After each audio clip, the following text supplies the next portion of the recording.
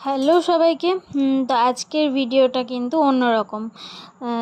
আজকে কোনো মডেলের ওপরে নয়, কোনো রিয়েল ব্রাইডের ওপরে নয়, এইগুলো হচ্ছে আমার স্টুডেন্টের ওপর মেকআপ লুক। তো একে একে আমার স্টুডেন্টদের আবদার ছিল যে সব আমাদের সবাইকে আপনি মেকআপটা করে দিন। তো এটা ছিল হচ্ছে সার্টিফিকেট ডিস্ট্রিবিউশনের দিন। তো সবাই একটা আবদার রেখেছে যেহেতু, তো সেই আবদার তো আমাকে পালন করতেই হবে।